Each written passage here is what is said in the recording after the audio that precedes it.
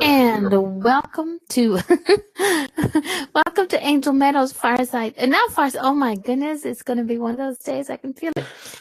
Welcome to Angel Meadows, the conversation with friends. My guest tonight is the one and the only and the adorable Nick Fox. Hey, Nick. Hello. How are you? For those people who, which is very rare, in the chat room who do not know you, you want to tell everybody a little bit about yourself? I don't know, I'm Australian, I'm young, I'm still a little baby, I'm only 26. I make jewelry, I do readings, I do energy healing. I don't know, I just love the world as much as I can, and I don't know, want to give my gifts as freely as I can. So it's always a pleasure to be here with you, Darlene, because it's like working with, I don't know, Mother Mary or something like that. Oh, please. Yeah, you guys can follow me on Instagram and no, I think you guys are very similar. But yeah, you guys can follow me on Instagram. It's at NICKKFOXX, which is my name, but with 2 Ks and 2 X's. Or find my Facebook page, facebook.com/NickFoxLove. I do daily cards and free readings and all that kind of thing all the time. And yeah, I hope you have a good day today. We will. And let's see if I'm very slow at the copy and pasting, but I got your website and your thank you. And Scott, by the way, I love you, really, I do. Okay, he said something about grandmother. Not nice. All right, so we have Miss Christie, we have Donna Raven Rooks, we have Fellini, hey, you gorgeous. We have Joan, we have Nick, who has no choice to be here because I hounded him. And we have the one and only Nick Scott, Nick, oh my God, Scott Stevenson and the adorable Supergirl. Supernatural Radio. Hey, everybody. Hello. Okay, what was the first thing that you can remember that was your aha moment, that your connection to spirit? That is such a good question. I always want to know people's aha moments. You know, it's kind of funny because this is a moment, like, how old was I? Maybe like 12 or 13, but it wasn't an aha moment until I was like 21 maybe. But so when I was younger, around 13, I was obsessed with like rugby and playing sport and that kind of thing, and I was a very passionate player, extremely passionate. Like I would yell at my team. Okay. I was the one that like would yell at my own team because they weren't playing good enough. If the other team would score a try, I would be like yelling at them behind the scoreline, like, "You guys suck! Like, what are you doing? Like, tackle!" Like, I was very overly passionate. Okay, this was rugby? This is rugby, yeah. Yeah, so like full contact sport, like American football or something like that, but like without all the... American football I've watched. Okay, yeah. No, I think like after watching American football, I think American football is way more frightening, but I don't know, maybe because I'm used to rugby. I don't know. I just think like it's not as bad. I don't know. It's all bad. Well, my story is bad because I was always very, what's the word? I would just like be very aggressive is probably the best word to use it. And I was always just very passionate. So I would like, tackle people without any kind of restraint. I would get injured and I like wouldn't even care. I would just keep on playing. Anyway, so one day we were playing this really like difficult team, and there was one guy on the team that was like this huge, he was like a man child is what we would call him, like double the size of everybody else, with like big muscles and stuff. So we looked like he was like 16 when he was playing with like 13-year-olds. Anyway, so my whole team was frightened of him and they were scared and they would always run away from him when he had the ball and they wouldn't tackle him. So I got very, very frustrated. So it was close to the end of the game. We were already lost, but I was like furious. So I just wanted to tackle this guy once. Anyway, so he's running towards me. Like he gets the ball. He's running towards me. I start running towards him, like super excited. Like, yes, like I'm going to get this guy. I'm going to show my team how it's done. And anyway, as he gets closer, I'm starting to go, holy crap, this guy's huge. Like I start to realize like how big he is and how much this is going to hurt. And I just remember like the thought of this is going to hurt. And then we smash into each other. And like just before we smash into each other, I like pop out of my body and I'm looking down at us slamming into each other like Oh really no. hard, both lying on the ground now, like kind of dazed or whatever. I was out of my body, so I was just looking down at myself, looking up at myself, just on the ground. And then I see all these like parents and stuff come running over around us because we're lying on the ground and we're young. So all the parents are like, oh no, like they're injured. Anyway, so they come around us and they're all looking down and I'm still looking down at myself. So now I'm looking at all these parents' heads and then myself on the ground. And then I think, oh, and like that's all I remember is just, oh, and then I pop back into my body and I'm looking back up at everybody looking down at me. And I don't know, at the time it was like I didn't even think about it. It didn't even really stick in my memory until I was like 21 or whatever. And I was learning about like astral projection. And, you know, there was this like, I think I was watching a video and like they said, oh, most people like astral project. And so I was like, have I ever done that? And then as I thought that, instantly that whole memory just like flushed right back into my mind. And I was like, oh, okay, I guess I have. And that was one of those moments of like, A delayed aha knowing that moment. I'd experienced it. Like before that, it was always, I'd heard all these people and all their experiences and I couldn't relate to any of it until Mhm. like that moment. And I was like, oh, so I guess, you know, something about this is real because I remember that. And I remember being like, you know, a little confused by it, but I didn't really, you know, as a child, you don't really like think too deeply about things. You just kind of go to the next moment. Yeah, that was probably like the first one. I've got more profound ones than that, but that was the first. I think that is what you call the delayed aha moment. Because like you said, you didn't Yeah, realize it at the time. You knew until something was off, after. but it was like no biggie. And I was like, but then just a few years later, and I And was I like, didn't read Scott's message fully because I was talking, but yes, I was one of those. What does he say? Were you one of those one of the, sorry, I can't read. Were you were one you of one the of ones those whose ones? rugby strip never got muddy even? No, oh, it was so muddy all the time and I would be like drenched in dirt and like that kind of thing. And my mum would be furious because she would have to do all the cleaning. Um, but no, there was a lot of mud, a lot of dirt. I like I split my kneecap open. Like it was a horrible time. Like not a horrible Oh time, but like my god! a different time. It was horrible for your mom. Right now, you're sitting there saying these things. I'm going, oh my goodness. Yeah, it was it was a great time. Like I actually loved that time of my life for sure. Like I was, you know, just being a kid, Mm-hmm. but I'm not as violent anymore. Like by the time I think I was like 16, I like officially refused to tackle anybody. I was very like, I just didn't want to hurt anyone. And so like I was still in like the rugby team. So I would always come really late to rugby practice. So the coach would be really mad at me and he'd just make me do like, you know, 5 laps or whatever as like a punishment. But I would just keep running for like, what is it, an hour and a half is usually the practices. So I'd miss the first half an hour and then I'd come for the last hour and then just run around the field and just keep saying to him, oh, I've got like another lap to go. And I would just try my best to not even play, not practice, just like stay on the sideline. Um, But at least you I went don't know, it's home funny. clean and uninjured. Your mom was Very probably true. very She pleased with that appreciated that. already. No, but by that time I was like, now I got into like walking home when it would rain and I would just like get totally soaked and she would be furious because she'd have to like, and in Australia we all have school uniforms. So it's like a blazer, like a very like thick kind of Okay. coat and, you know, all these like school outfits sort of things. So like she had to like clean it overnight and get it ready for the next day because it was drenched in water. And I was a bit of an annoying child, I think. Have you asked your mom that lately? If you're an annoying child? Oh, she says yes. Even now, I'm annoying. I know that. I'm the one in the family that like everyone's like happy, quietly watching TV, and then I'll walk in and just start going like and just start making noises and being the Oh, annoying one. I can't resist.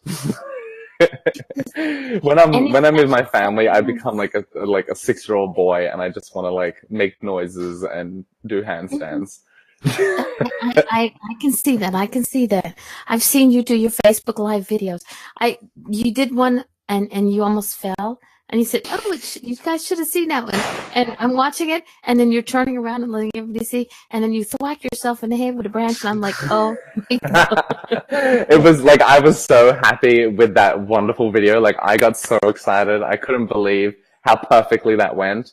Like usually it's just like boring and just talking to the screen. But this time, there's this great opening. I'm like almost like knocked myself out. It was great. I was very happy with that. I'm trying to make them more interesting for people because I think just watching me talk about things is not that exciting. Yeah, I'm working on ways for that. I haven't figured it out yet, but When you do, let me know because I'm gonna add it to mine because I just sit there and this morning I did it on my front step and I had a good time. yeah, And my it's neighbor's so cat much came fun. over, and the neighbor next door was vacuuming really? his car. I was like, maybe I should have him vacuum out my car. Not my car, but you know. No, it's a good idea. Like, hey, come clean my car. But yeah, I tried It that. is a really fun thing. Like it's become like when I first started doing it, it was like for other people, but it's gotten to this stage of like it has become a really amazing thing for me, and like every morning to just take a moment and like kind of focus in that way and like okay, like what's the message or whatever with this card? Mhm. What's something I can focus on for the day? Like not every day I'm like living by this card, but like there's these wonderful days where it just flows so perfectly, and like I'll do the daily card. And then later on, a reading that I do for someone is like exactly what the daily card is about. And I love that synchronicity. Exactly. It's like I'll be I don't get a chance in the mornings to do what I used to do a daily card. Yeah. And I don't get a chance to, but I do follow a few people on Facebook, some readers, and lately Patrick Gamble's cards have really been, I mean, I do Yeah. have his deck and he's been drawing me, but I've been posting them on page, and many people are like, oh my God, that is so, yeah. It's like, yeah, I Mm, know. And it just sort of flows, everything else of the day flows I into love what that, that. and I love when things flow nice like that. It's fun, isn't it? You feel like magic is happening. You're like, yes.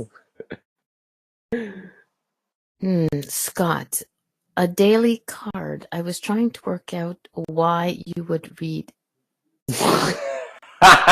Reading a daily card. We'd go out fishing Card. early in the morning, catch ourselves a Yeah. cod. Oh my god, that sounds like, what's it Perfect. called?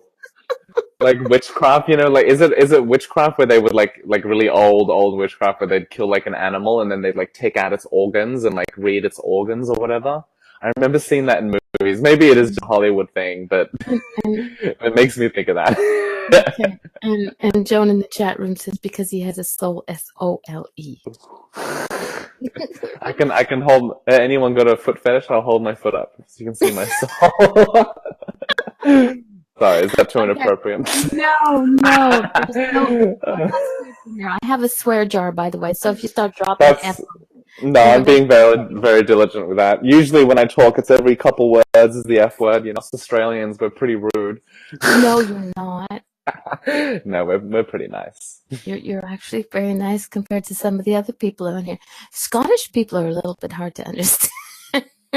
Sorry, I'm picking But I on Scott.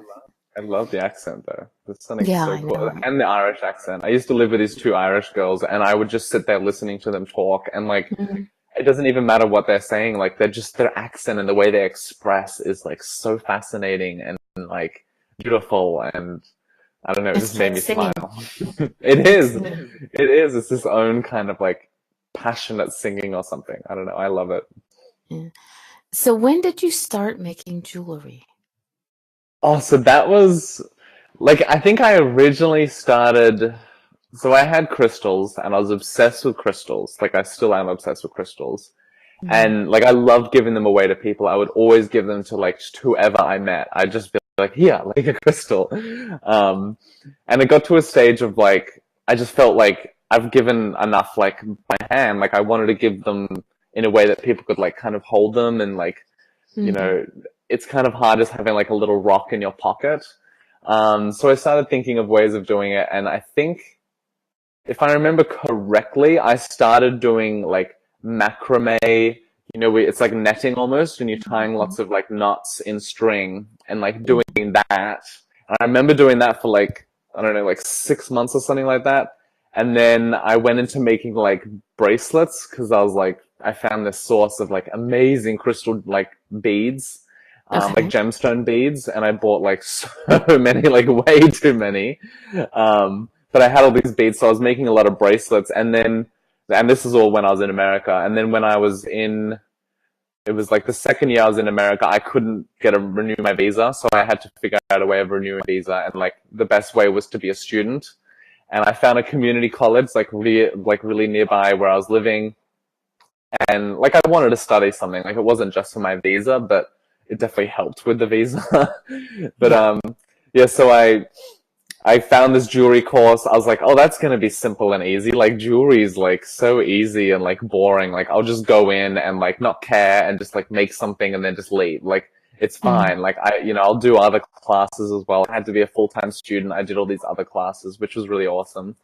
But anyway, like the jewelry part was just like, ugh, whatever. Cause when I was in art school, this is years before, there was a jewelry department and there was a sculpture department like right across from each other.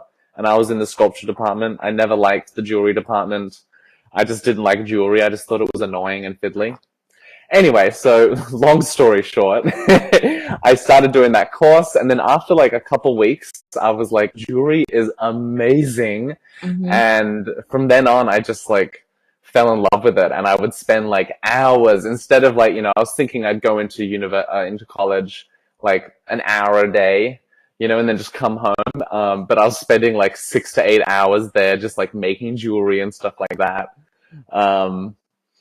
Yeah, like I just fell in love with it, and now I'm like, it's my favorite thing not my favorite thing to do. Like I love readings a lot. I love, doing like energy healing or that kind of thing. I love sitting and watching TV a lot too. But like jewelry is a wonderful, what's the word? A wonderful like process. And I feel like it is a big kind of meditation for me. And, I kind of escape the world a little bit and get lost in just this like tiny world. And like I said at the beginning, like I love crystals. So it's just a wonderful way for me to share crystals and like still work with crystals in the way that I do. Like I send them so much energy and all that kind of thing. And then like to have them as a wearable piece, I think is like extra special. And then all my etchings, oh my God. Once I started doing all the etchings, I lost I lost my mind pretty much. I just like went nuts, and I'm obsessed with etching and like doing like geometric designs and all that kind of thing. So yeah, I love it. I think I have. Nope, that's not what I really should figure out how to mark my the pictures. Okay. Let's see. This is I love that image. I See, know. that's my next one as well. I want to learn how to paint like that. Like, oh, that'd be so you mean cool. that was not a painting though. Hold on. It's not a painting? No. There you go. That's the back the of that. backing, yeah. I love it. Yeah. And like doing all the metal smithing and stuff, like heating up the metal till it's like really glowing hot and stuff. I love that. Like that's definitely, like I like fire and heating things up, and then like working on like the anvil and stuff. It's just, yeah, I like working with my hands. You should do a Facebook Live of you creating one. I agree. I was thinking about that. You just made that with the anvil and the firing it up. You should, have somebody. Yeah. I believe. I remember one time I was talking to you, and your sister was in, and you had to make lunch for your sister. Well, turnabout's fair play. Have her do the video of you doing creating one of your pieces. It's true. So She had a party. She had a party 2 nights ago, and she went out with all her friends, and I like cleaned up after them. Cause like I was gonna cook dinner and it was like messy, and I was just like, I'll just clean the house, like it's fine. Anyway, so she came back and she was all like, I'm sorry you had to clean, like what do you want me to do? Like, do you want me to give you some money or something? And I couldn't think of anything for her to do for me, but now, now I do. Eric Glitt in the chat room says if you fly him down to Australia, Yeah. he's in the UK, he will hold the camera for you. Oh, really? Okay, cool. I'm done. I'll start a fun, an Eric fun. Eric, okay, man. Does that mean Eric and Teddy? Do you have to buy 2 tickets? Eric. Oh, okay. I'll have to load. What's it called? I was gonna say $10 a month. I'll put into this special account for you to buy the ticket, but maybe I'll have to do $20 a month if you got someone you're gonna bring. Build a GoFundMe account. Just and get other people to pay for it. Oh my God! No, I feel bad. I have this feeling that you and Eric and Teddy, oh my goodness. Okay. That's cool. Eric's guy, Teddy, the very interesting individual. That's all I'm going to say. And I think, like, I think I know who they are, and I feel like I've done I'm not sure if I've been on a radio show with them. I don't know. I feel like maybe we have, and it might have been with you, or maybe I did a reading for him or something. No, I I don't don't know. know. I don't know. My memory is, I don't know. It's like a blessing and a curse, I think. My memory, like, I don't remember much. Like, I do remember things of, important, I guess, but most things I don't remember. And there's times where, like, oh God, I'll say the same thing to someone like 4 or 5 times. Um, now I enjoy it, but I used to be so embarrassed by it. Yeah, yeah. And Eric says no, he's never had a reading with Really? you. Maybe it's just a different Eric then. Do you Oh, I wear see. glasses, Eric? I feel like I know you, but anyway, maybe I don't. Again, my memory is He does wear mysterious. glasses. It's okay. Okay, you mentioned, we all can tell that you're Australian by your gorgeous accent and the gorgeous videos that you put. You're back in Australia, but you moved to America. Well, you went to America for a while. What was the Yes. first reason you went over to America? Well, it's funny. The first reason was because I was going to Peru, and on the way to Peru from Australia, you have to fly through America and like have a stopover. And at the time, my parents were living in San Francisco, so I was like, oh, like I'll stop over and see them. I didn't want to stop over in America. I wanted to see them, but I didn't want to see America. But wait, Americans, don't worry, I don't hate you. Just wait. So I'm like getting there, and I'm like, God, like I just really didn't want to be there. I really You had a didn't. preconceived idea of what America was. I definitely. And like out of all the places in the world, I'm like, oh, I'm going to America. Like, how annoying. Anyway, so after a week in San Francisco, I'm like, America is the most amazing place in the world, and I want to live here, and I love Americans, and this is fantastic. So I go to Peru because I already had the ticket and stuff. I think I spent like 2 months or 1.5 months or something like that in Peru, just traveling around. And I only bought a one-way ticket because I wanted to see if I wanted to travel somewhere else or if I was just going to come home to Australia. Anyway, so I went back to America because I was like, I love America. And so when I got there, I like was trying to work out my visa stuff because the visa in America is a little bit difficult.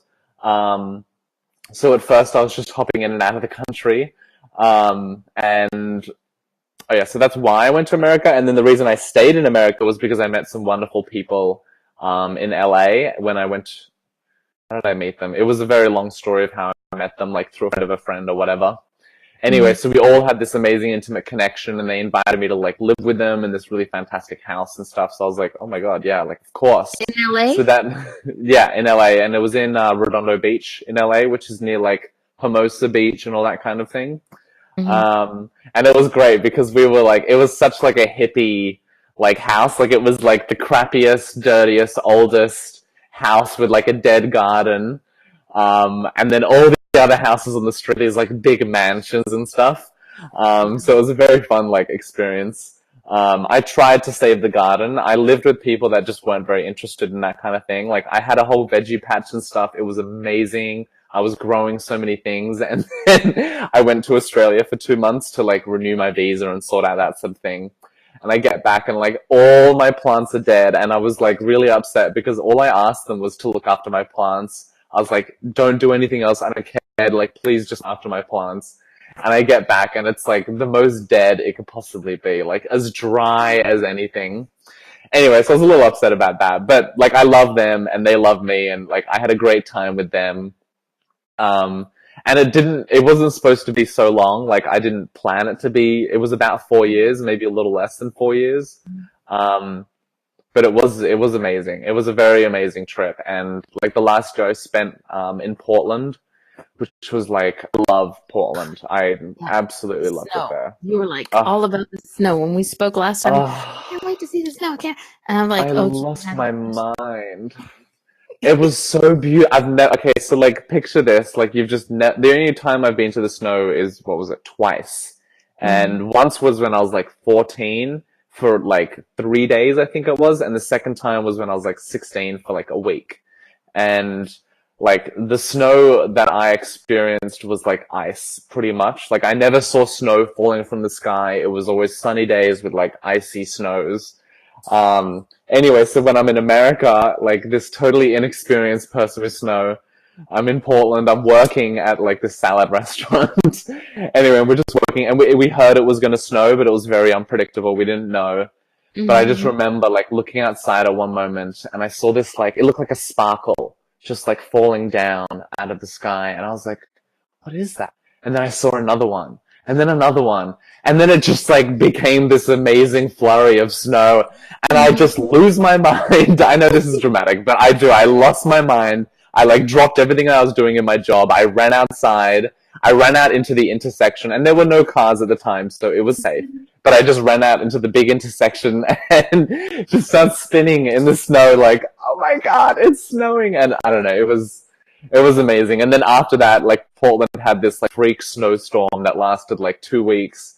And like the whole city was shut down because I think they only have like 2 snowplows or something, and they had to get snowplows from another city, and it was this whole thing, and it was amazing because like every day I would just wake up and it's just white outside, and like I don't know, it was a very exciting time for me, as you can tell. I'm like getting all sentimental about it, and like but yeah, that was a very wonderful time for me. I've never been so excited about the weather. I wish I could be excited about snow the way you are, but I live in Quebec, and it's like It's probably, yeah, you there's probably 12 hate it. months. There's 12 months in a year, and maybe 3 of them have no snow at all. You Yeah. know, so That's it hasn't even been a month since the snow's completely melted from my backyard. So really, you know, and yeah. we're in May here, so And like I'm I like complaining about the weather here, and it's only like 18 degrees Celsius, and I'm like, oh, it's cold. 18 degrees. I'll take 18. Mine was 14 today. It was nasty. I got cold. Yeah, I had that to wear. is. Look, I'm wearing a sweater. But wait, isn't it even? It's supposed to be summer for you, right? Or Yes, it is. almost summer? Yes, it is. Oh, that's right. You're in winter. I gotta remember you. So 18 Yeah. degrees. I'll still take that. I'll still Yeah. take In that. winter, like that's our winter is like 16, 15 degrees. Like that's probably the average. We go And into. like everyone in Sydney's like, we're just wusses. You should come up to Quebec for winter. Oh, I'd love to. Raise Like your off. that's my next trip. I'm thinking is probably like I want to go back to America and like see all my friends and stuff, but like going to Canada and like I would lose my mind. I think I've met so many Canadians on my travels that like I just think you're such wonderful people, and like I can really relate. Like as an Australian, I think we're very Yeah. similar, and I would love to check out all of Canada. I would want to do like a road trip if I could. Like I know it's You hard have with the to. snow and You stuff, have to. but Because, yeah, no, just drive all the way just through. come in the fall or Yeah, in the okay. spring, and you get to see it, and it's a gorgeous country. I have to Yeah. admit, you can't just go to one province. You have to. Each province has, like, every place has their specialty. But I think Yeah. from one end to the other, it's like in such a difference. So yeah, and I'm sure you. Okay, just because it's gonna sound weird as I say it, but I'm sure you can find a bed to crash in every province that you travel. It's like that now with America. Like everyone's like, "Oh, when you come back, like you can stay with me," and I'm like, "Okay, like maybe I should do a road trip and just go from house to house, and There because you like that go. would be so much fun. Like Was I it love snowing staying in where you? other people's homes. I know it sounds strange, but I do love staying in other people's homes and just experiencing other lives. Especially when it's a family home. I love family dynamics. Like sitting Mm-hmm. there at the dinner table and then there's those like sort of what's the word for it? Like a subtle argument, like where people are kind of No, I don't know, I just love it. they're called discussions. Yeah. Um, um, Eric in the chat room says, "Never mind Canada. Come see the castles over in the UK." Oh, Yes, I but know, I know. And we'll all Ireland as well I want to go to, and yes, we'll get together and we'll go so tour many places. Europe together. Yes. Oh my god, and we'll go to Stonehenge and stuff. I can totally see us together in Oh yes. Stonehenge. Oh, that's I'm in heaven. There's so We many would like places I want to see. levitate above it. We would Oh, fly above it and start mm, circling around it, and we would activate some portal, and aliens will come out. It'll be amazing. Butterfly aliens, half alien, half butterflies. yeah, straight. Never mind reptilians, but they're flat Yeah, aliens. I love it. Yeah, Scott I've says heard we that, can't Scott. get rid of I've Stonehenge. heard We will that. get there. Well, yeah, because people unfortunately abuse. I saw a I've video heard a that. few Yeah. years back where Hmm. they had some kind of wild party over at Stonehenge, and they had so much cleanup to do afterwards. It's like, I'm Really? sorry, people. This is a spiritual place. You do not, take your, excuse my language, take your shit out that you dump on it. It's just not. Yeah. Because it's so old, it's something that's just, we should have such a high regard for that it's lasted so long. And even now, I think it's even older than we even expect. And I don't know, there's a lot to it that is magical. And yeah, we seem to be like that right now. We're just kind of treading on everything a little bit. I don't know. We'll change our ways. Humans, we'll grow. We're evolving. We are. I have to say that was it. The 2012 was the end of the world, and everyone was like freaking out. And I was like, no, it's the end of the world as we know. We're just gonna get better. We're going to the next plateau, and that's when Mom D was created. So I was like, so she really? see what happens when the world ends. I love that. I came out. I came out of my spiritual This is closet. what happens. This is what happens. Scary, isn't it? It's the coming of Mama D. She will come and save us all. It's like the second coming of Jesus. It's like Jesus is a woman with red hair. Yeah. Never know. I was doing a reading for someone yesterday, actually, and this message, I've never, had this, this was just a very random message that came through, but they were like, there was a female Jesus, and you were very close to her. And it was this weird line, and it just blurted out of my mouth, and I was like, I stopped, I'm like, oh my god, that was... Oh, I've never said that. That was amazing. And I said it, I got this very clear vision. And it, kind of funny, I think what they really meant by it was, he was just kind of a lucky person. Not literally, but I think in a lot of ways, lucky to be remembered. There's just so many saints and people that have been just as amazing as him. I think he... it's just, anyway, no, I'm not going to go into that because that's such a deep discussion. But anyway, that came up yesterday in a reading, and I thought it was fascinating. Wonder if anyone has any opinions about that. Well, Eric in the chat room said that Stonehenge came along with the spirits, vodka, gin, Bacardi. See, Teddy talks rubbish too, Nick. And that, I'm assuming that vodka, gin, Bacardi was a comment from Teddy. All right, Teddy, behave yourself. Not an option. But I love these questions, by the way. Not many people actually ask me questions, and I love it. I love it because I never think about these things. So well, it's I good. do. I it. think it's like somebody says to me, the only stupid question is the question that you don't ask, and some people would be like, I wonder why. So Eric Glynn, and I'm not sure why, does Nick have a stovepipe hat? I don't even know what that is. President Lincoln? Oh. No, but I wish. I maybe I'll make one today out of cardboard. just for you, Eric, and I'll send you a photo. It's the really tall ones, right? The really tall, kind of a top hat maybe, but longer. Yeah. Exactly, I think so. No, that's an excellent question. Where did that come from? That's great. That came from Teddy. Great. And yes, you're right, Scott. There definitely has to be a feather. I actually just found a really cool hat in the street recently. My mom's really annoyed because whenever I need something, it just strangely, not everything. If I said I need $1,000, that's probably not going to come to me on the street. But little things, random things, I needed super glue one day, and I'm walking down to the store to buy some lunch, and I find a brand new super glue just sitting on the ground. A couple days ago, I'm I need a new hat. I really want a cool cowboy hat. The day after, I get out of my my mom's car, and there's a hat, perfect, brand new from a really good brand, right there in the gutter, waiting for me to pick it up. I love how, I don't know, synchronistic these things are becoming. And this is new. This is not oh, my whole life, everything's just come to me. It's just been this recent thing, and I think it's because I don't know, but I think it's just because of the spiritual work I've been doing. If I can say it more douchey than that. I like that one. You've evolved to the next level, and the universe. Don't say that. It's gonna make me cringe. No. You are now not only just Nick, you are. Oh my god, I've ascended. I am now enlightened. Everybody kiss my feet and bow before me. Oh god. Teddy's on a roll. Nick does this, does I like do his like my hats. And that was from Teddy. And I think Teddy So was tapping into a past life of mine. That's quite possible. That totally makes sense to me. It wouldn't surprise me Jackie. wearing something like that.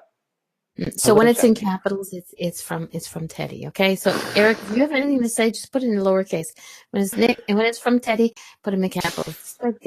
It's like translation here. I love it. They're like the dynamic duo. It's fantastic. Oh, they are. Out of all the readings and the connections that you have done over the long time that you've been doing readings for, you're still a child in my book. So many years. Is there one that sort of stands out that was like Jesus was a woman too? Aside from that one. No, I didn't say Jesus was a woman. There was a woman like Jesus. I'm glad that you clarified that. Just hang on 1 second. That popped just in my head. That was Mary Magdalene. I thought that, but they were like, no. But anyway, it's a whole thing. Yeah. Let's not go down there. But a powerful reading. Okay. Something that. Actually, yeah, there was this reading, and it was actually quite it was only like a year or two ago. When was it? Maybe. Oh yeah, I think it was about a year ago. And so about a year ago, like the past 2 years, maybe 3 years, I'd gone through like a really big kind of dilemma with my readings, and because I'd gotten to this stage of I believe that no matter what I say, it's kind of irrelevant, and I don't know, I just got in this kind of funny place. And so I got quite disheartened with my readings, and it wasn't like the other people at all, it was just like me, and I wasn't happy with myself and the information that was coming through, and it just, I don't know, something about it I just didn't like, so I was really resistant to it at the time, and I wasn't doing many readings at all. Mm-hmm. Anyway, a friend of mine asked me to do a reading for a friend of hers, and she'd just lost her daughter. She was 9 years old, really tragic accident.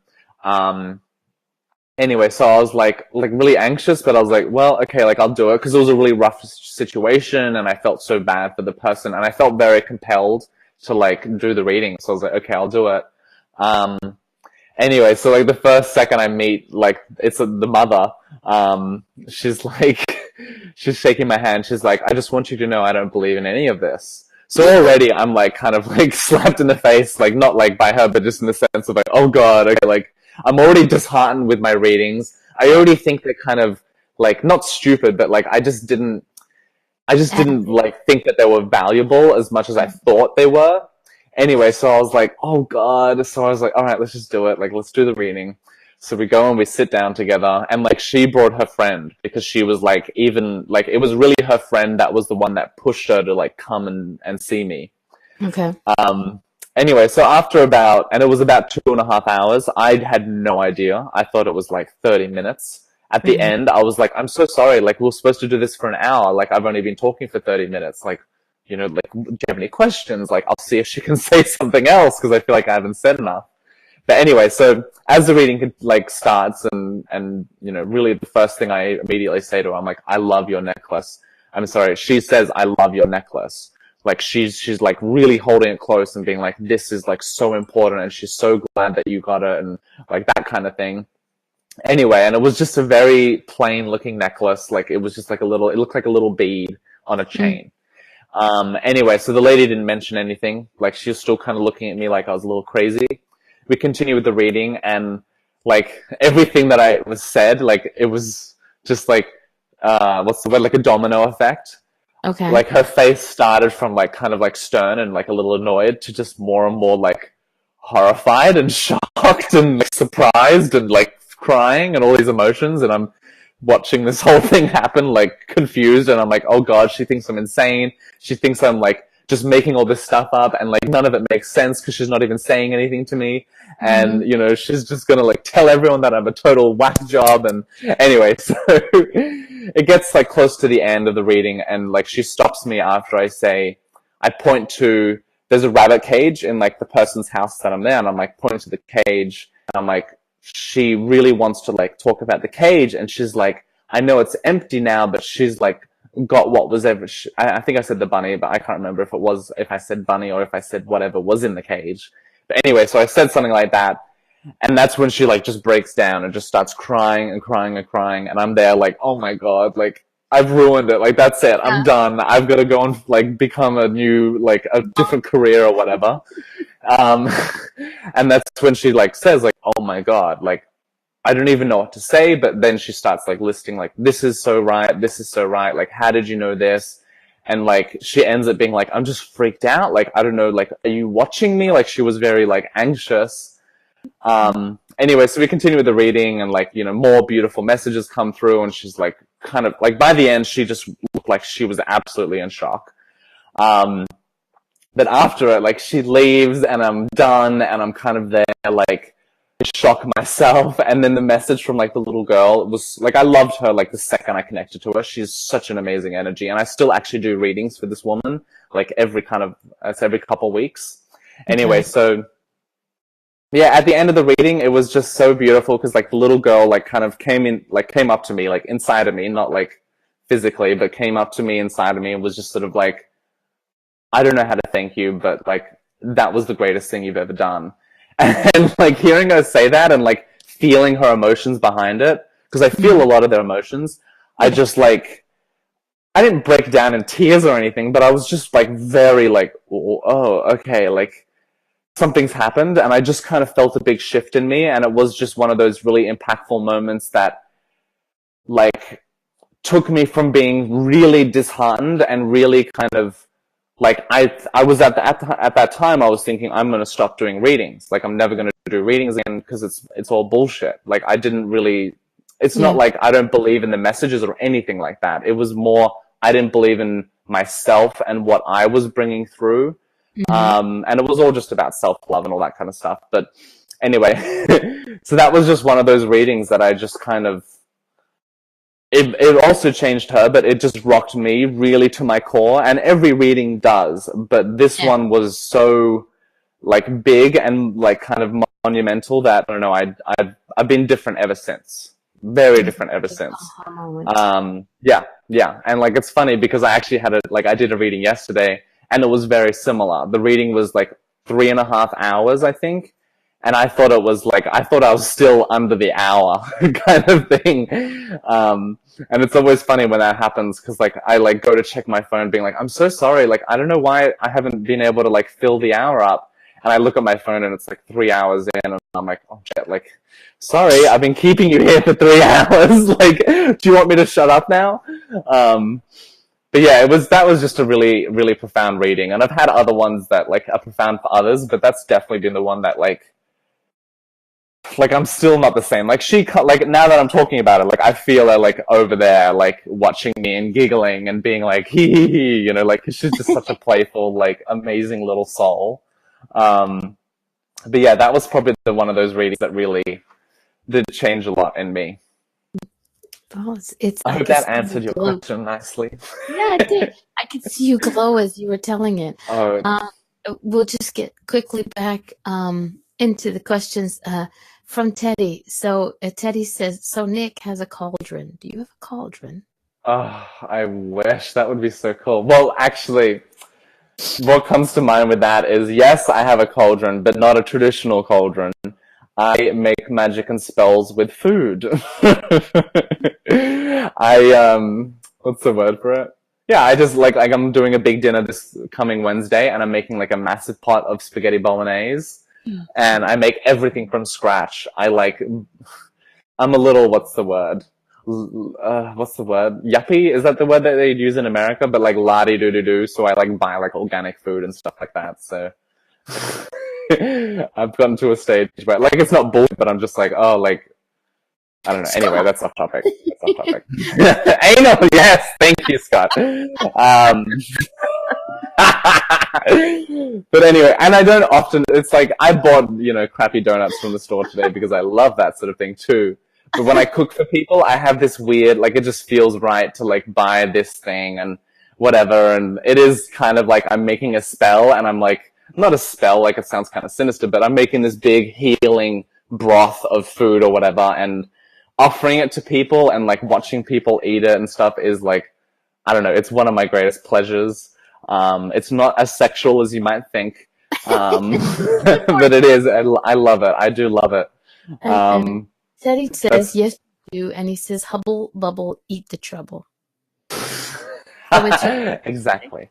There you go. Exactly. And by the way, Scott never behaves. That's what makes this show so interesting. The boys in the chat never behave. Who wants to behave anyway? Life is not about behaving. That's for sure. Okay. You have done many shows. Mine, you do Curious Times. You've done mine when I was over on Paramania Radio. And I'm sure you do a whole lot of other shows. If you don't, you should be.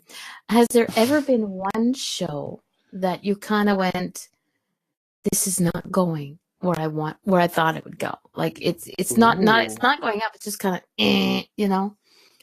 that you wish you could start the whole thing over. Start it all over again. It's really funny, and this just shows how much, I don't know, I guess how hard I am on myself. But no, all shows I've done with other people has always been amazing. I've always had such a great time, and like, I don't know, it's always been fun. Mm-hmm. The only show that I've ever kind of been like, oh God, that was like so bad, was when I wanted to do my own radio shows, and I only did one. And I think it was one or maybe two, but yeah, I did it and I finished it and I was like, well, that was a waste of time. And like, it wasn't that bad, and I think I was being dramatic at the time, but it just ended and I was like, okay, this is not how I want to do it. It was like an hour of me just talking away, and I thought it was incredibly boring. Like halfway through I was like, I just want to stop this because I'm just so bored of listening to myself talk. Mm-hmm. So that was probably the worst. And like one similar, well, like one that's second to that would be, I did this one show and it was just like a hard kind of reading, in the sense that the messages coming through, I didn't want to share with everyone listening. And like the person, it's not like she wasn't like listening, but it was like she wasn't super receptive. And okay. I just kept repeating myself, and like I wasn't repeating myself. Like the message just kept coming through the exact same way, and she kept getting kind of frustrated at me because I kept saying like it was asking about a relationship, I think, and she wanted me. It was about divorce, and she wanted me to like really tell her yes or no if she should get divorced. And I'm like, I'm not going to tell you that. Like, even if a message came through me and was like, yes, get divorced, I would still be like, I'm feeling slightly towards the yes, but equally to like, I would make up like a message to the no, because I would never want to tell someone what to do. Like, no. I just don't, like, that was a big dilemma with my readings before that, was like, it just felt weird telling people what to do or what I think's right for them when I know that, like, how am I to know that? Anyway, like, it was the whole thing. But yeah, that was kind of like difficult, but it wasn't really that difficult. Like, I honestly really enjoyed the whole process because like, it wasn't me, you know what I mean? Like, I couldn't feel guilty about it or anything like that. Like, that was the message that was coming through. And the message was simply like, it's not for us to say, like, you've got to decide. And she kept getting frustrated. She's like, no, I don't want to decide. I want you to decide. And I'm like, no, you decide. But, that was probably the most difficult, and it wasn't even that difficult. And I'm not saying like, oh, I'm so good. Like, it's not that. I think it's just mainly because, like, Scott says you have ethics. I guess, yeah, I like that actually. I don't know, it's just, I choose to love things more than hate them, I guess. Like I know that, like, it sounds cheesy, but like, that is the biggest thing I think I've gotten from spirituality and like this kind of thing, is it really, like, our greatest power or energy or whatever you want to call it is our choice. And not our choice in like, I want a big red car, please give me a big red car, but in the personal, like, choice of yourself and how do you want to feel about things? How do you want to think about things? You know, if something goes wrong, is it really wrong? Like, who said that it's wrong? Is it just the mind that says that it's wrong? Is it just society? Like, should I be listening to society? Anyway, it's a whole thing about that. And I just, like, if I do a bad reading, or if someone says that it's a bad reading, like, I'm not, like, I just say, I'm sorry, like, I'll give my money back, but it hasn't really ever happened. So, I don't know, maybe I'm just lucky. Maybe, you know, tomorrow I'll get a reading and they'd be like, this was shit. But, I've been pretty lucky, I think. I think the worst reading is when when somebody's asking for guidance from the cards or from spirit or from whatever, is that you give it to them. You give what you get. You give, whether you're reading the cards, whether you're getting from spirit. Hey, Brian. Hello, Brian. And the person doesn't accept what you've given them, because they don't want, it's not what they want. You know, and they expect, like, this person wanted you to say yes or no to divorce. And as Joan said in the chat room, if you have to call and ask about divorce, you probably, probably already have the answer. Yeah, you just don't want to be, you just want to be able to say, Nick told me I should divorce your house. So blame it on Nick, and then the husband could,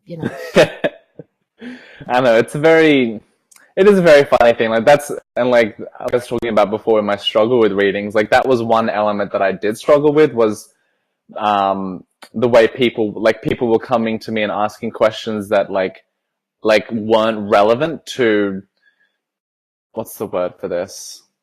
Like, when I connect to someone in a reading, like, the first thing isn't like, oh, okay, so like, you need to sort out this part of your life. You know, these things are going wrong, so you need to work out that.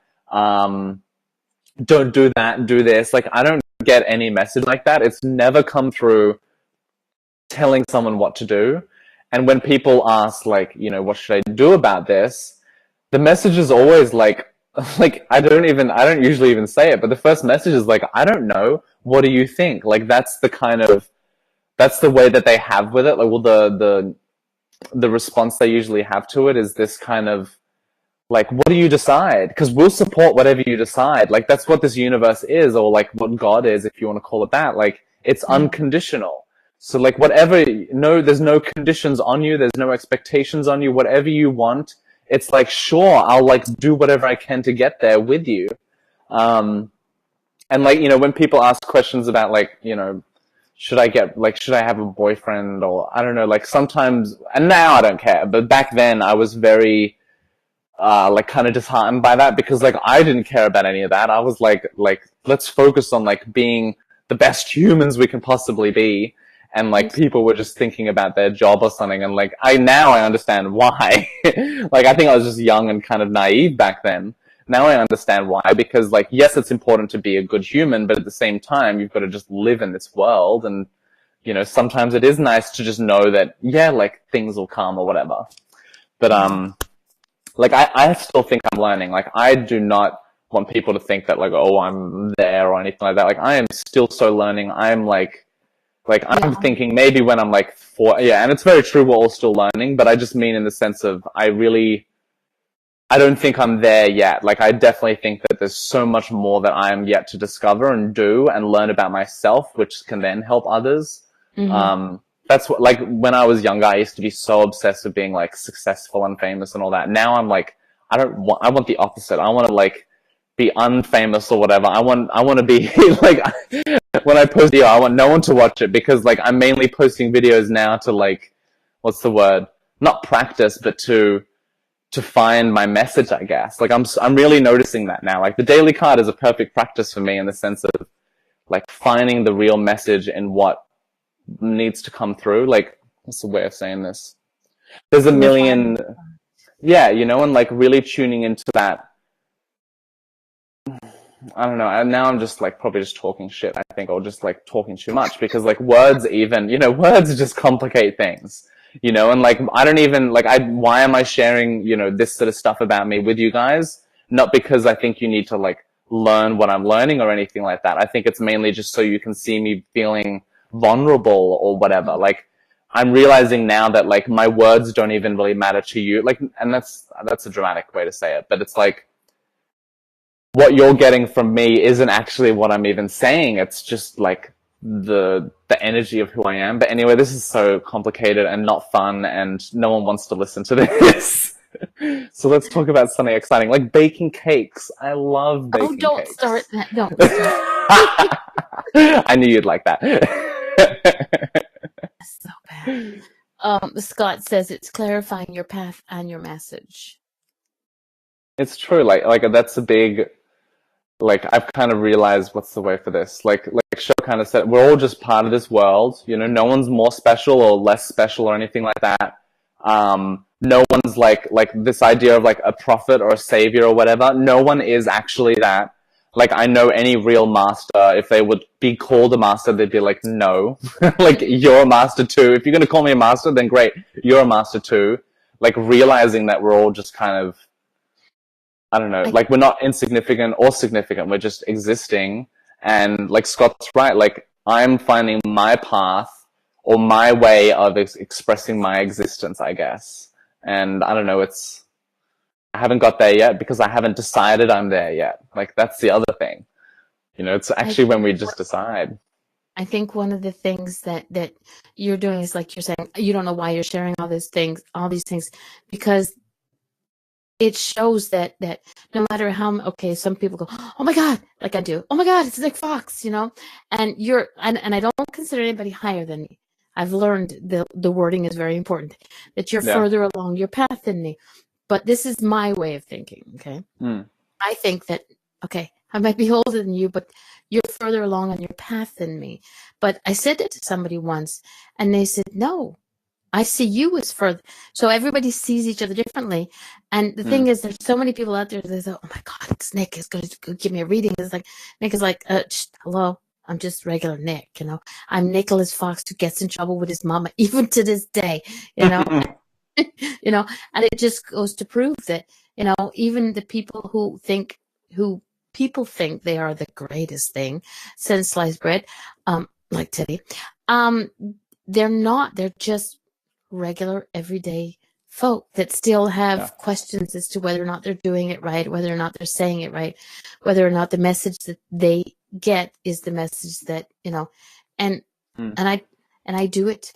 You know, I have a go-to friend that when I get something new, I'm like, oh, where'd that come from? Okay, hold on. I know, right? Let's see if they're online. So I'm gonna, you know, I need a sounding board, which I have. And I have some amazing friends who are always there for me, because for me, it's all new, you know, and I think it's fun when somebody who I consider to be, you know, further along in their path than me has the same, like, wait, this is new for me too. And we are all students and teachers. Yes, Donna, we are. Yeah, exactly. And like, that's the kind of fun of it all as well. Like, that's why I kind of love, like, I love all this, because it's like this big game. It's like a big play that we're all playing with each other. And, you know, we all come here to the earth, and we get, this is a stage, you know, we're all just performing on the stage. And then when we pass and we go back to whatever we're going back to, we're all giggling and excited because we all get to talk about all the crazy adventures we had. Like, this place is a holiday. And like, I know at times it doesn't seem like it, but like, in the long run, it is a big, massive holiday for us. And we get to like enjoy this space, which is, I don't know, every day it's becoming more tasty. Like, that's the perfect word, I think. Every day, like, I just want to like lick it even more, you know, like, I want to lick this table and like touch everything, because it's all alive with life. It's amazing. Scott says, by sharing some of the dead end and cul-de-sacs we have been on, it can sometimes help us and others progress faster. Exactly. It's like, how many people are out there thinking, oh my God, my readings suck. I really don't connect. And it's like, wait a minute.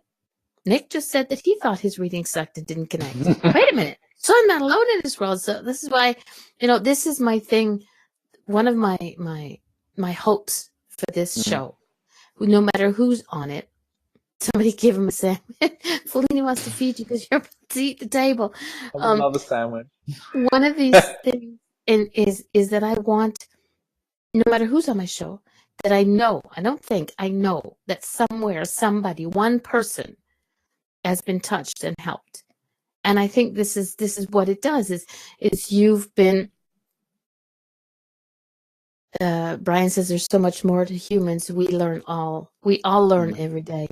And it's true. But this is your revelation of, you going, this is probably this is going to help somebody go, wait a minute. So like it did it to me. So I was like, okay, so I'm not the only one who trips and falls and thinks I never want to get back up again, No, I'm glad, because like that's a big part of like how I try to present myself, is like not some like look at me, like, follow me or whatever. Like, what's his name? It's this guy that I found like a couple months ago. What is it? I don't know how to say his name properly, but I think it's like Benito Massaro or something like that.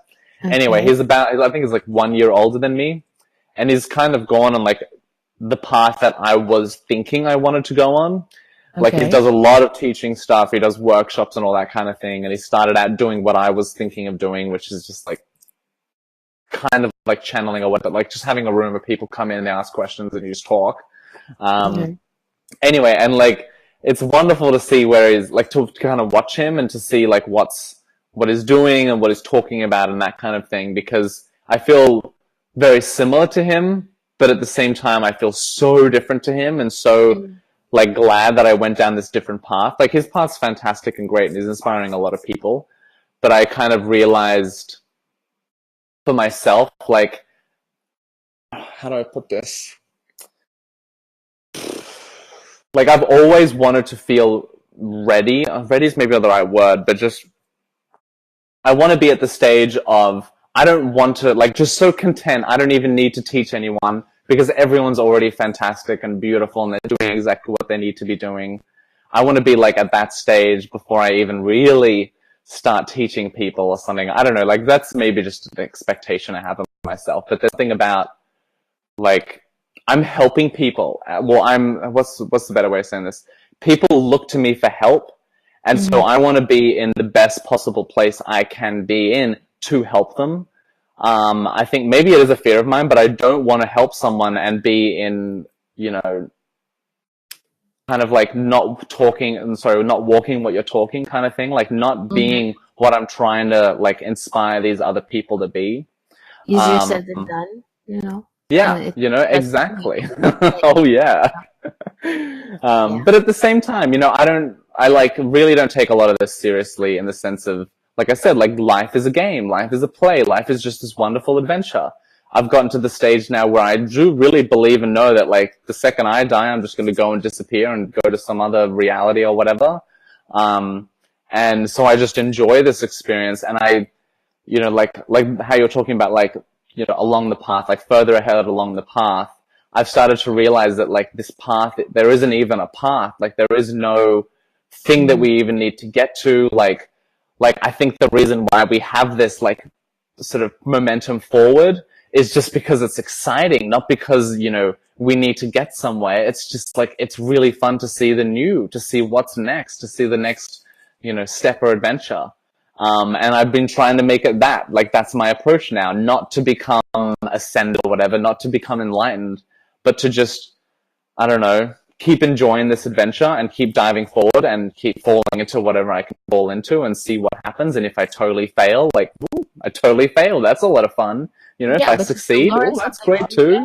Yeah. Oh, yeah, like, that's the magic. Like, every way you go, like, you could, and I love this message. I've gotten this message a couple times for different people, and they say, like, you could just sit in a room for your entire life and do nothing, and you would still be just as enlightened. You'd be celebrated. You would be, honored among the, the highest of high in heaven or whatever. Like, we're already this amazing, ascended, enlightened beings. We come here for this game of disenlightenment, or whatever we want to call it, illusion or whatever. We come to this game because it's so exciting. It's somewhat boring to always succeed. You know, when like you're just good at something and you just keep doing it, and you're like, I've done it a million times and there's nothing challenging about it. Like, you want to find a new challenge. You want to take it a little bit further. And that's what this path is. That's what this adventure is. We're just like, we get content, and then we're like, boring. Like, I need to fall and break my leg or whatever, and like, let's see what happens from that. You know, it's very funny. I know, no one's gonna break their legs. It's fine. What did I just say? I can't play the harp. Can't play the harp. So I'm getting my marshmallows and baked potatoes sorted out for when I die. Ew! I love it. I love it. And so that's what this is like all about. It's like I don't know, we like respect these people so highly, and like it's hilarious and entertaining because we're all the same thing. We're all this wonderful same thing, which is, I don't know, we can call it God, but I think even calling it something is like, we don't even do. Yeah, it's a good fun game. Sorry for, I feel like I'm like unloaded all my like, No. all my spiritual frustrations and all of you guys. I apologize. No, don't. I don't accept it. Take it back. Because like I said, it's somebody else out there has, had that moment where they're, and it's like, like I do say, Scott says, don't apologize. You're amongst like-minded folks. That could be scary for him. Don't do that to him. That poor child be like, I'm never going back on Mommy's show. She's crazy. I love this show. But we could go crazy. If we want to go crazy, I could talk crazy for sure. We're all correct. Yeah. Okay. Some more than others. Scott. But no, I like, this is what I like about this show. What, amongst everything else, is that it's a comfortable, safe place. Yeah. Everybody can say what they want. Everybody can say what they want except for Scott, but he does anyway. And it's good to share. And it's, like, I think, unfortunately, I'm sitting there going, it's a safe place. You can do and say what you want, but hey, remember, you're being recorded. And I'm going to share the hoo-ha out of it, and they're going to be like a lot of people going, oh my God. But it's... Yeah, and so that's exciting to me, because I'm like, what's the word for my image? I remember this was years ago, when I first started doing like drunk spiritual teaching videos, and I had a lot of people talking to me, messaging me after my first one and being like, what is this going to do to your image? People are going to think that you're like an alcoholic. And like, everyone was getting very upset about like my name, my brand or whatever, as Nick Fox. Mm-hmm. And I was like so excited to see those messages. I was like, yes, that's exactly why I'm doing this. That's exactly why I'm doing like drunk spiritual teaching, or and the like thing is, when you do sharing this. People know that this is Nick Fox doing a drunk messaging, and I'm cool. being honest. Yeah, it's like me. If I get drunk, I fall off my chair and I'm done. Well, I don't do them anymore, because alcohol just does not work for me anymore. But and I would just like, it was one of those things of I would either be too drunk or not drunk enough. But I'm glad I kind of did that sort of thing, and I do lots of things like that just kind of. I don't know. Maybe I'm just trying too hard. You know what I mean? I'm trying too hard to humanize myself or whatever. Like, everyone knows I'm a human. It's not like I need to prove that. But I don't know. It's something that I do hold as a like important value, is like that humility and that memory of like this, who I think of me, who I am, all these ideas that I have, all these concepts, all these stories, all these experiences are kind of merely that, like, and not to like diminish them, but it's just like, it is just one level of what really is this reality. Mm-hmm. So I don't know, I just don't try to hold on to that sort of stuff too much. Like, I guess it is, what's the word for it? I remember I used to be obsessed with like getting rid of the ego. And now I'm like full on celebration of the ego, like, and not like being egotistical, but the ego in the sense of the personality. Like, the personality is beautiful and amazing, and why we're here. Why we have this individual view of the world is so we can create that individual idea, individual choices, which then lead to, individual action and all that. And that leads to this diverse, wonderful planet. You know, if we all were conscious of God, if we were all realized beings or whatever, ascended beings, it'd just be a very different world. It wouldn't be any less or anything. I just think, or more, I think it'd just be very different. And like, why we're valued by so many like aliens and so many spiritual masters and stuff, I think is for the reason that we are so disconnected, that it enables us to work so beautifully with our connection. And I know that sounds strange, but think about it. You'll know what I mean. As you said that, I got in my head, it's because we're children at play. 100%. You know, Earth is like the angel's playground. Exactly. When we watch our children in the yard and in the playground, we watch them and they're having a grand old time. No matter what, they fall down and they skin their knee, they get back up and they go, chase it and ride on the monkey bars and slide on the slides. We enjoy watching that with children. That's what we are to the, the higher ups. And we have to be self-obsessed to do that. You know, we have to be a little selfish to go and do what I want to do. If we were like, if we're all telepathic, okay, we all could read each other's minds and we're all connected in that deep, wonderful way. I know, could you imagine? But if we were in that space, like, play would be a very different thing. Yes. You know, you wouldn't really, like, I don't know, maybe I'm just like I'm just guessing. Like, I don't actually know, but I would guess that it would be a very different thing. This world would be a very different thing. You know, like, I hope we do move to that. I think that'd be a really amazing, wonderful thing to be, a part of in society. What? And like oh yeah, it'd be amazing. I have to close off some doors in this brain. I'm sure, like we're all just as sick as each other. I promise you.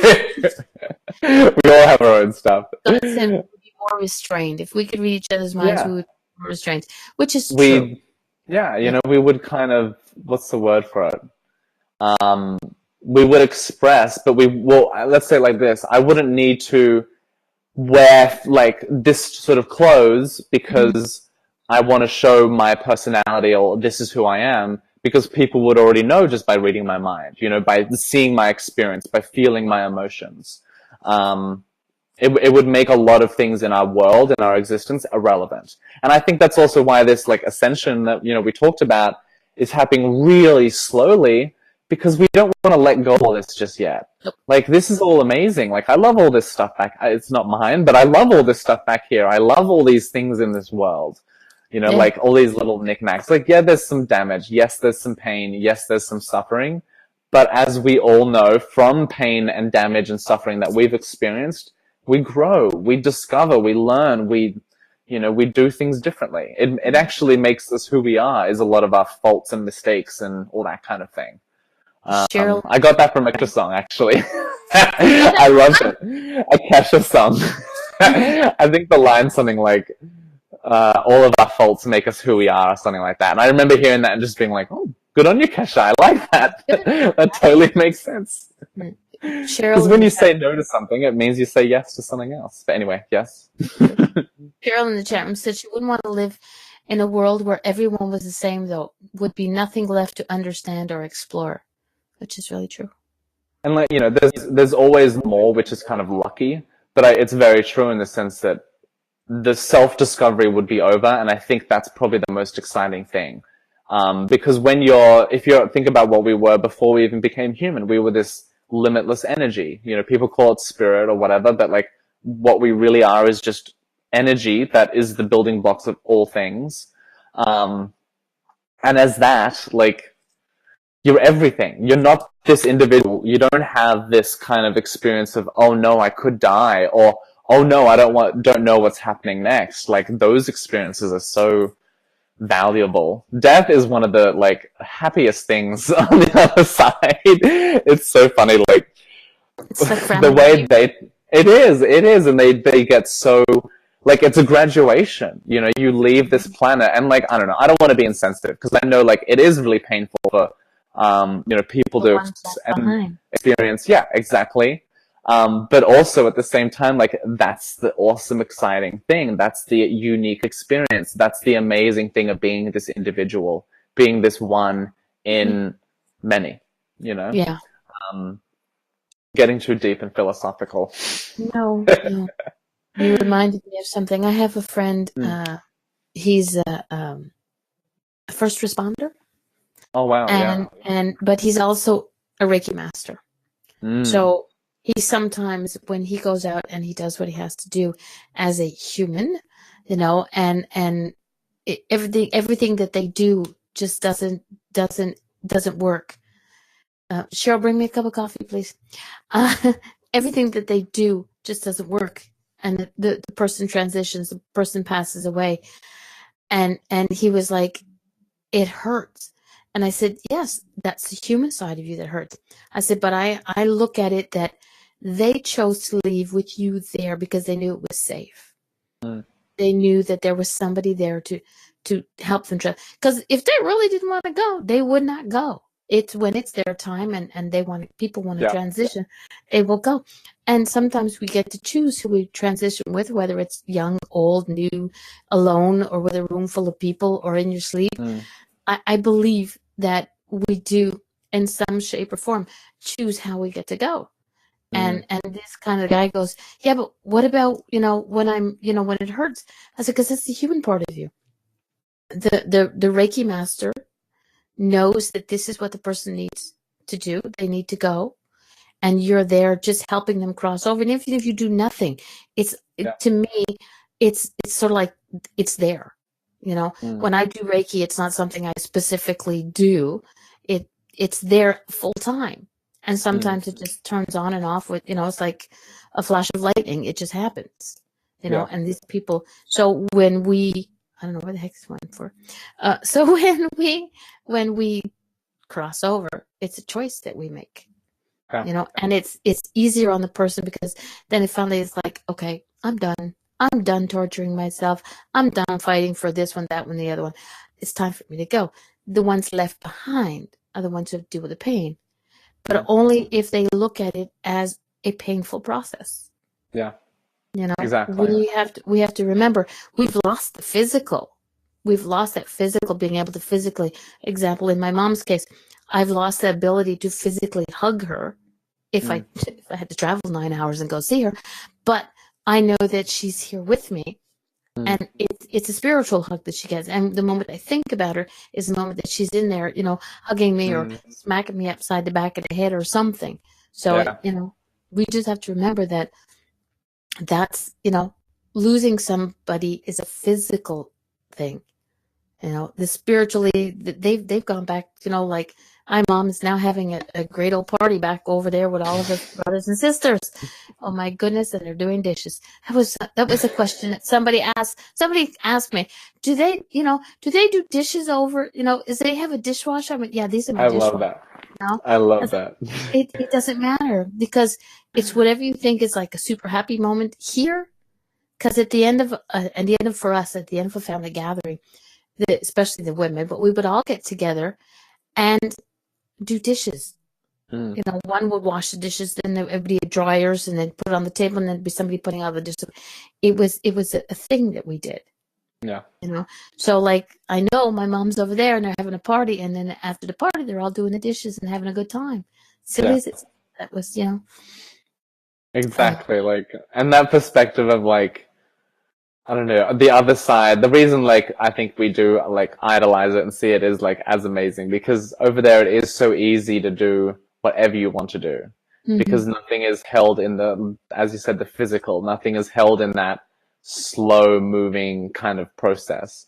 And it's magical over there. Whatever you want to do, you can just do it. When the girl is doing the daughter of the mother, she always comes through and the first thing she shows me is the thing she did today. And it was my favorite one that she ever showed me was her as a dolphin swimming in the ocean. And I was right behind the dolphin, just diving in through the water and jumping in and out and swirling through. And it was the most beautiful vision. I felt all of her joyous emotions and all I could hear her voice was I'm a dolphin, I'm a dolphin, I'm a dolphin. It was just the coolest thing for her. And then there's other images of her just flying up over mountains and just checking out the top of a mountain and flying down into the rock. And it's amazing what they've shown me of what they can do.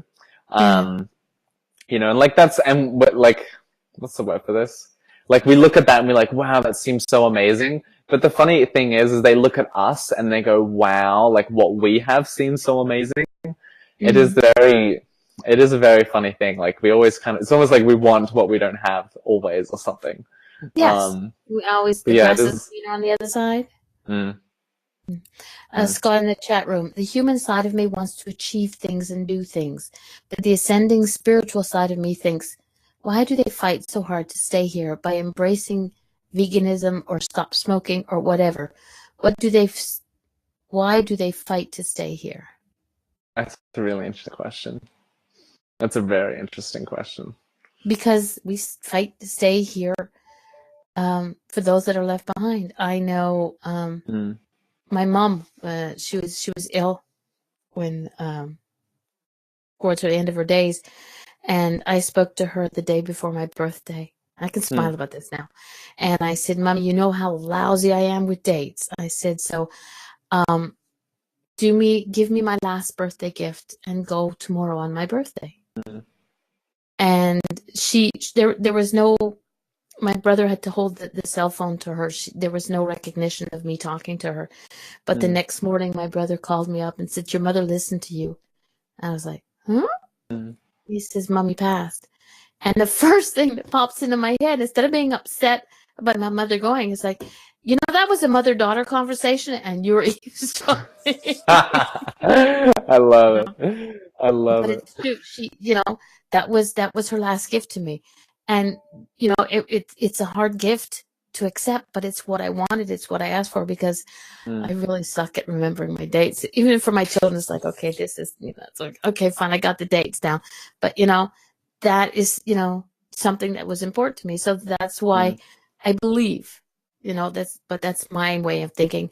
I believe that's why they stay here. They stay here and they fight for the rest of them. You know, we as parents, you know, we say and we fight and do everything so that we can help our children grow into, you know, amazing adults that they've turned out to be. Talk about my children and all children in general, you know, but you know, and then our children fight to stay, to make the parents happy. And it's like a, you know, it's a, for me, everybody fights for somebody else who's here, you know, but at one point, when my time comes, it's going to be a very long time, by the way, so don't even get your knickers all in a twist about me going anywhere anytime soon, you know. I'll be like, okay, it's time, you know. Like my mother used to say, when it was her time and she knew it was her time, she was going to take a pack of cigarettes to go into the woods, walk herself, and just die peacefully in the woods. Unfortunately, she moved to the city and there was no more woods around her, and she quit smoking, so she couldn't do what her plan was, you know. But and Scott says, I'm in no way suicidal or have death wish, but I never seem to have a fear of dying. I'm quite looking forward to it. So am I. I'm not afraid.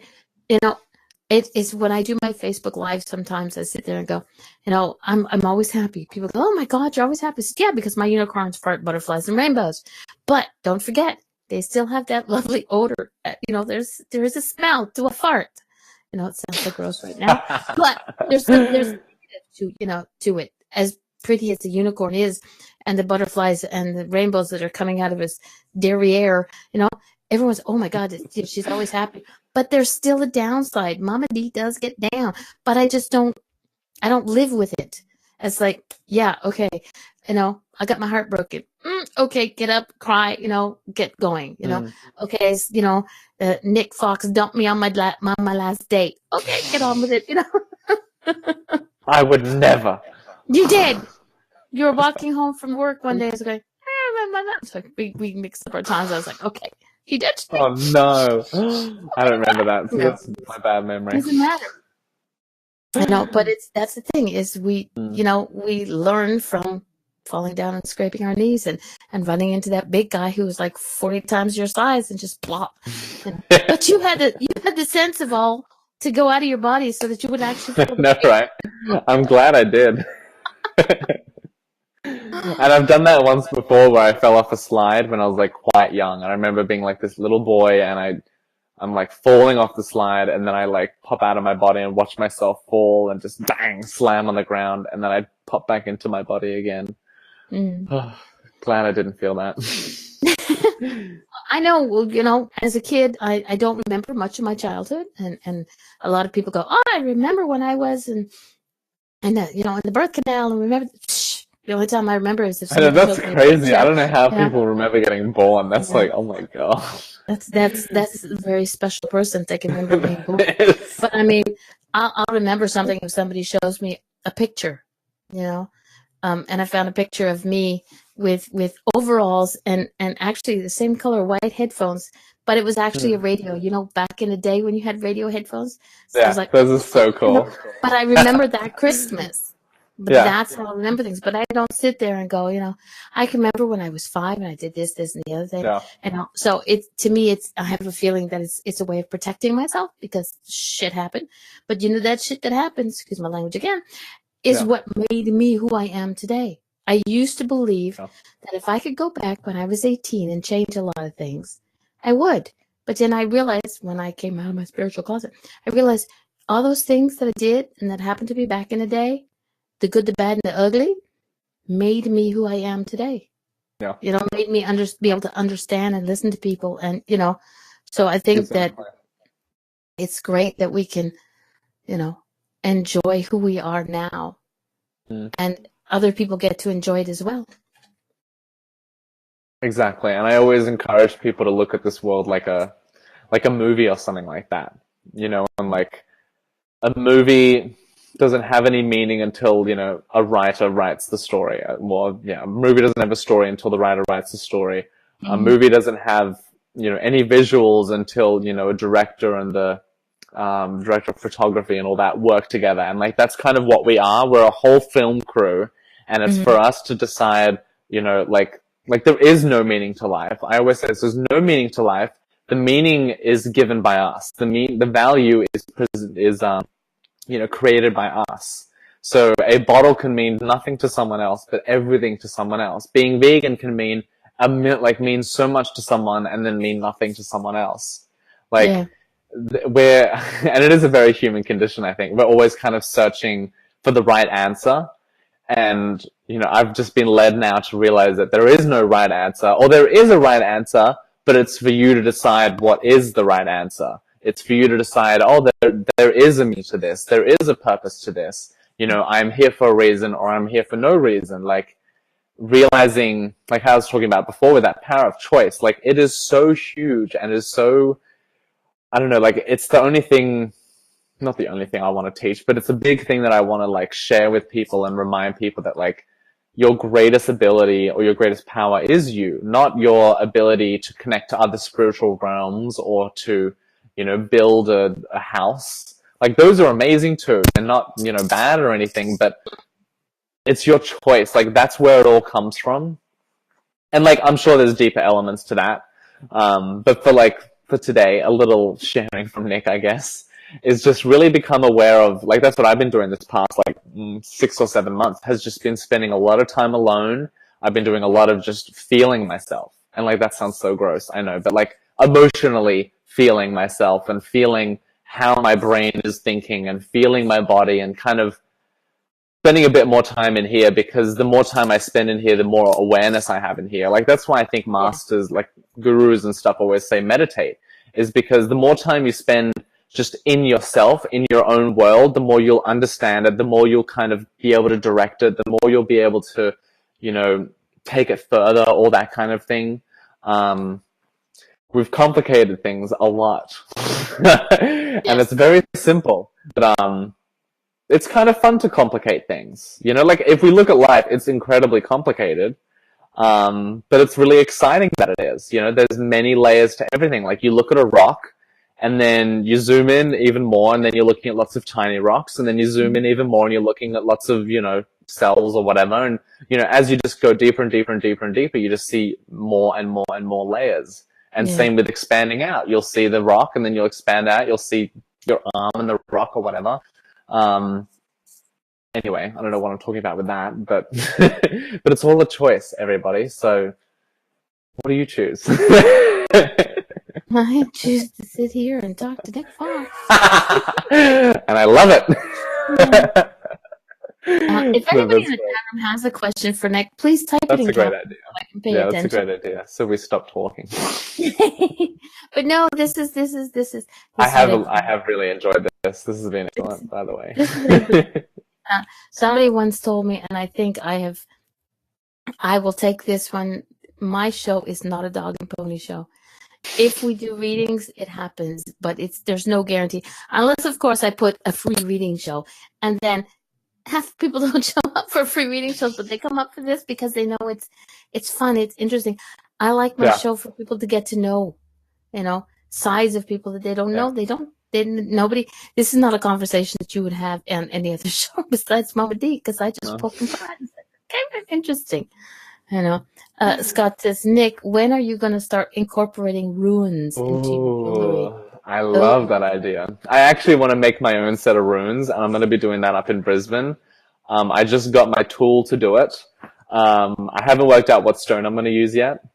But yeah, it's a good idea to use some like rune symbology in my jewelry, because it's fascinating, and I've always been so connected to that I guess lineage is what you can call it. But if you want me to make you a necklace with runes, just send me a message, Scott. I can do it. I can do all the symbols you want. Like that's what I love about my etchings is like I have a whole discussion with the person beforehand about like them, their personality, all that kind of thing, like to get an idea of who they are. So then when I do the etching, it has this, I don't know, relevance to the person. Mm-hmm. But yeah, it's a really good idea. I'll look into it because I haven't studied runes. Like I've looked at a book or two, but that's about it. So, and it is something that I'd love to play around with. Like I was thinking of carving into crystals, like gemstones, and doing the runes and stuff like that myself. Why not? But yeah, I will do that. You already have the ability because you already do the etchings into the In the metal part of the thing. Yeah. So why not? And well, I was thinking even making metal runes. I don't even know if that's a thing, but I think I can. You think you can, then you can. Like little metal balls, maybe. And Scott says the amulet looks like a furnicate. Do you choose the crystal, or does the person asking choose the crystal? Both. Sometimes like they'll be like, can you make me a necklace? Do whatever you feel, and I'll like find my, just listen to my intuition and see which stone jumps out. Other times people like will ask for a stone. And one of my favorite options as well is when people send me their stones and they're like, wrap them. That I love as well, because it's beautiful to like feel their energies already in the stone, so I can like, work off that, and I do really enjoy that. That makes sense. I have some rocks I could send you. I have where I work, when my customers go on vacation. I work at a convenience store, and when my customers are going on vacation, I said, okay, bring me back a pebble. Don't spend any money, and if you don't bring it back, it's fine, but you'll be walking along the beach, or be nice, Scott. It's the ones in my head. I have to keep those. Thank you very much. I said, there'll be something that will sit there and go, Darlene would like that. And this was the last one I got. I don't know if you can see this. Ooh. It looks simple, but look at the size. Yeah, the layering, isn't that incredible? Exactly. So people sit there and go, and I had somebody once say, oh, Darlene, I got this giant purple rock. I'm going to clear out my shit. Do you want it? And I was like, purple? Hello. Yes. And it's not an amethyst. It was another thing that had like different layers of it. I was like, because I didn't know what it was. I just knew it was pretty and it was purple. So I brought it to my mom and Dee, and she told me exactly what it was, and she told me exactly how to work with it. And I was like, Oh, I love it. Yeah. What stone was it? I can't remember the name of it. And of course, I'm not going to be able to put my hands on it. No, but I will find it. Is it light or dark purple? It's light, but it actually has layers of it. It's I don't know why I can't think of the name. It's a very long, complicated name though. It's like yes. It's not chrysocolla, it's something else. But yes, I know the one you're talking about. Yeah. Very beautiful So this stones. was something that somebody wanted to throw out. And I was like, huh, nope, don't throw out crystals, rocks of any kind. Here, like this. Dun, dun, dun, dun, dun. Oh, oh, oh. Somebody got a friend's was cleaning out their fish tank, and they had stones in the fish tank. Oh, ooh, I love it. You know, and they put this on their windowsill. And when the sun Wait, that would was shine in the through, fish tank? this was in the fish tank. They put it in their fish tank. I mean, the backside is a rock, and they didn't know. They just and That it's like is, very smooth there, but that's you know, beautiful. I was like, ooh, and they went, "How would you like that?" I went, "Oh yeah." Give it, Like I said, no. give me. So you know, I'm kind of like that with stones now. I'm just like, give me. because I want a yeah, stone. You got a stone? I'll take a stone. because Give there's me. energy. I had a woman. She found a branch. It was actually a root that had Hmm. worked its way around a rock. It's just a regular plane, but you can't get it out of the rock. It's almost like a wand. And Wow, that's somebody, cool. yeah, and somebody was like, "Oh my God, that is so absolute." That's nice, but what are you going to do with it? Psh, put it over there with all my other rocks and stones and crystals. I don't have to have a reason why I do, why I keep things. Just, Hmm. something, clicks your fancy. Just like, ooh, it's mine. Give it. I'm not super aggressive. I used to be pretty like possessive of them, but now I'm pretty free. I give a lot. I give a lot for sure. Oh yeah, when yeah. when I left America, I gave away all my stones. I felt very sad, but it was also one of the most awesome things to do. Like to see someone's face like light up when you give them like a big stone. They're just like, whoa. Yeah, I just because love that it's they're millions giving of part years of old. joy. Because as you connect with the stones, Mm, excuse me, there's a connection that you have. mm, Uh, Brian has a drawer full of stuff. I'm not even going to go there. I'm not going to go there. You connect with these things. So the gift that you've given, because you had a rock, a pebble, or a crystal, or whatever, you gave it mm, to somebody. You're giving them part of yourself. mm, So which is nice, because then that's sharing you with them. It's like people say, you know, they don't use the word love, and I do. mm, I use it like willy-nilly, because I do. Unfortunately, when I accept people as friends and I start talking to them, they're just attached right into my heart. mm. So it's a form of love. I didn't say I'm in love. Okay, there's a couple people I might be in love with, and they're not in the chat room. So don't get yourself all knickers in a twist, boys. But I love everybody, and that's just the way I am. Even people, I think, in my lifetime, and it's almost 57 years. I'm old Mm. compared to you. There's only, and it's really mean to say, but there are only two people in my lifetime that if I saw them hurt in the street, I would walk around them. I'd call the ambulance, but I'd walk around them. I'm sorry. There's that's that little side of me. It's like, okay, the Mama D's gonna call the ambulance. Darlene's gonna, light it for you. You've done that much. You've caused that much pain in my life that I will walk around you. But I won't let you die in the street, like No, I roadkill. no, I get that. I'll call an ambulance. And when yeah, hi, there's a body in the street. Where? I just passed it. Way back there.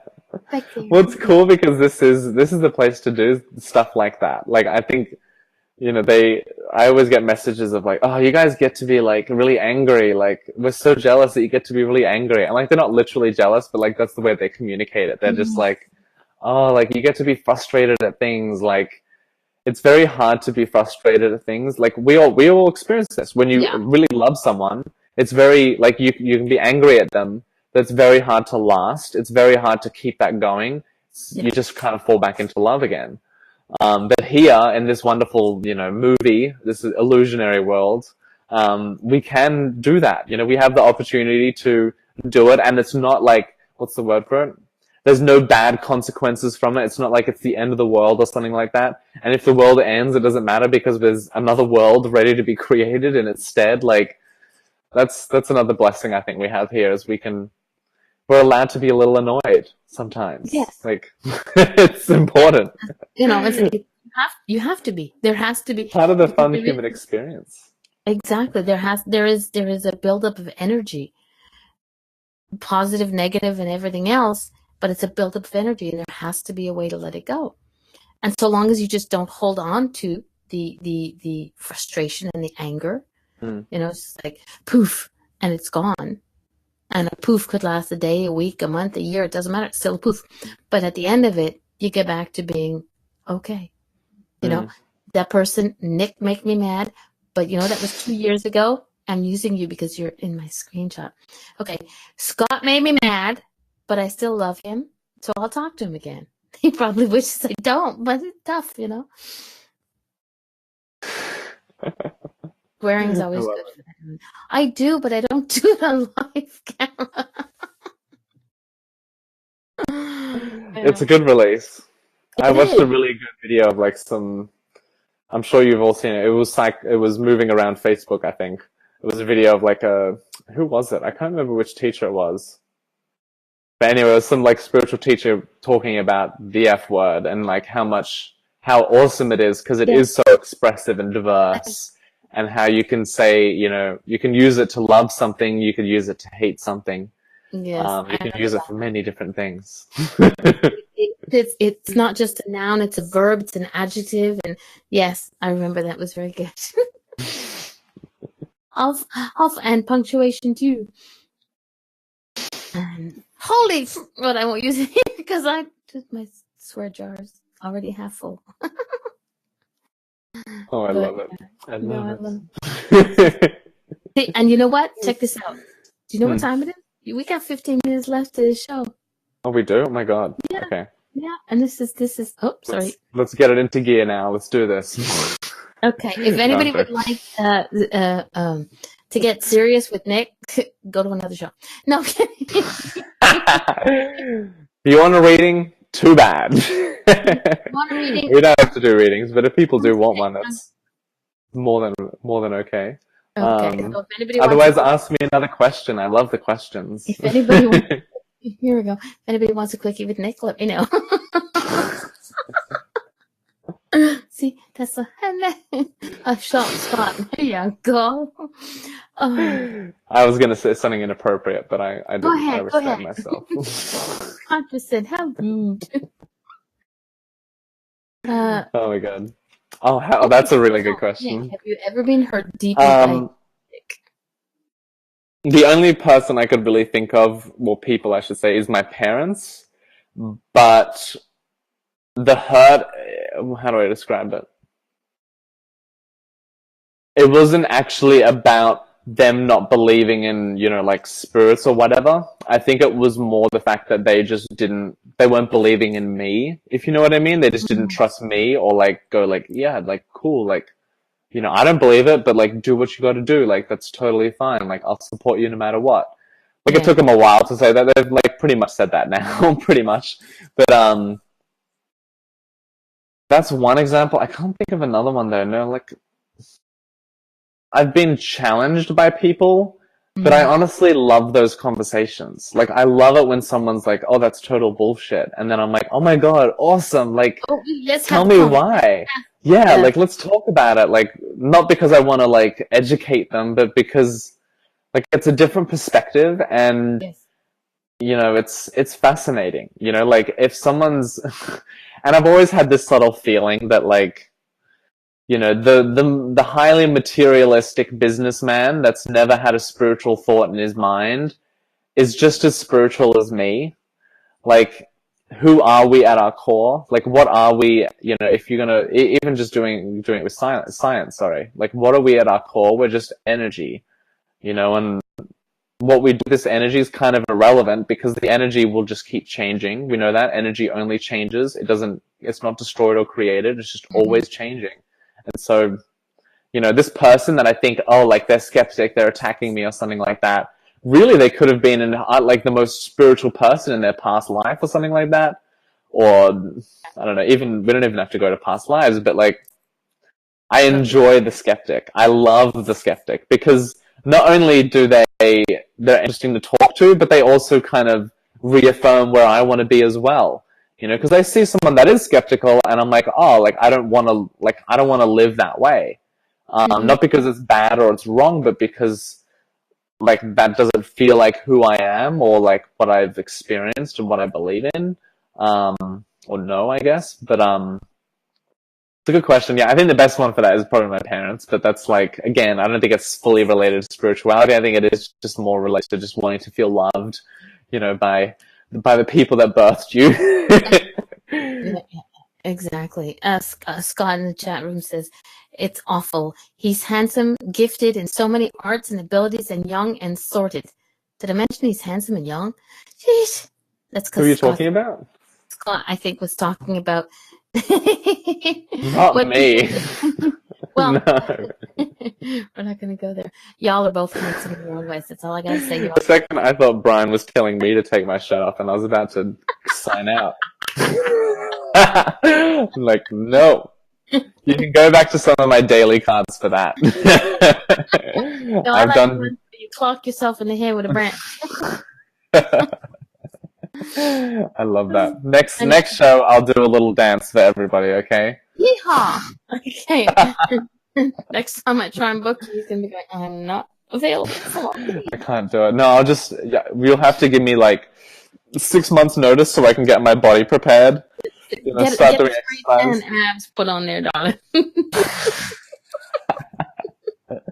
I love it. And it wasn't shirt, it was skirt because Scott wears a kilt. Ooh, I love kilts. I love kilts. I really want to start wearing dresses, well, skirts at least, not dresses, but skirts. John said she'll bring her glasses when you do the dance. I gotta get a better quality camera for you guys, though. It's not very good quality with this computer camera.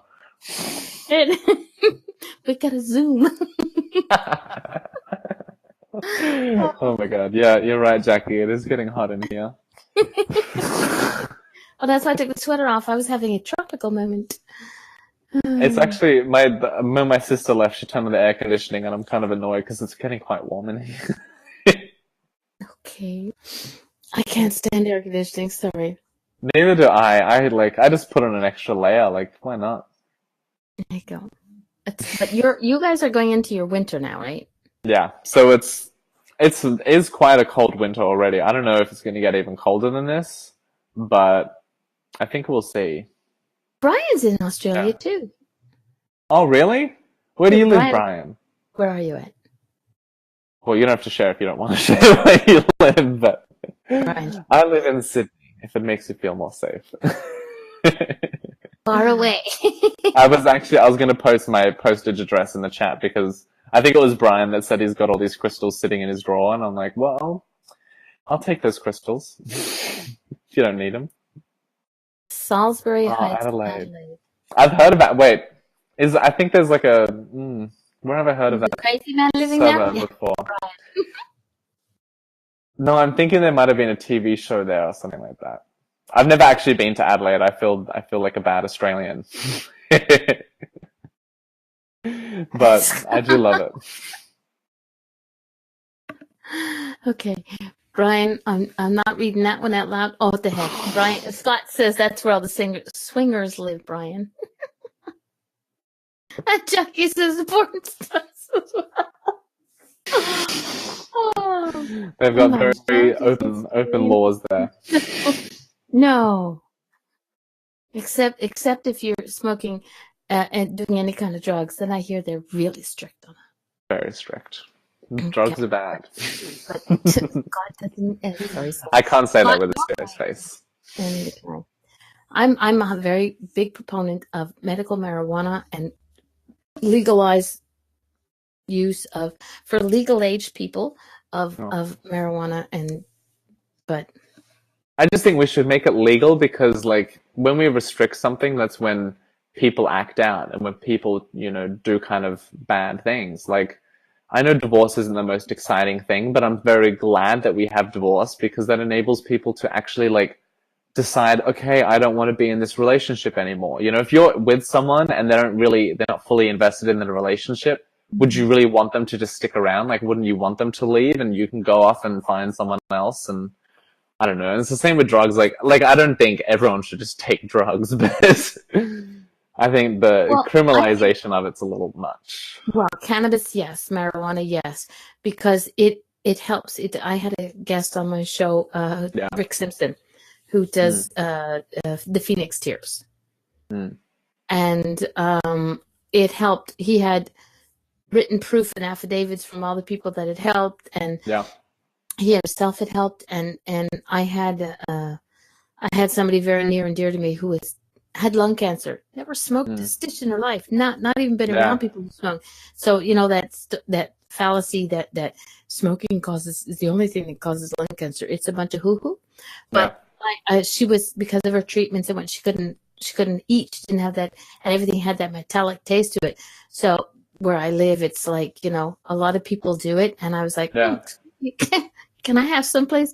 I was like, really? No, it's for my aunt. Really? Yeah, okay, whatever you think. I don't care. Give it. I love it it. I helped love her. it. And it helped It her. does, So, yeah. Yeah. and And if you it's can, something and if you that's been can't smoke used it, throughout eat. history as well. Yeah, exactly. It's a plant. It's a natural plant. Yeah. Why would you It's like making dandelions illegal. If you don't think so, just Exactly. But that's my way of thinking, and nobody can change my mind.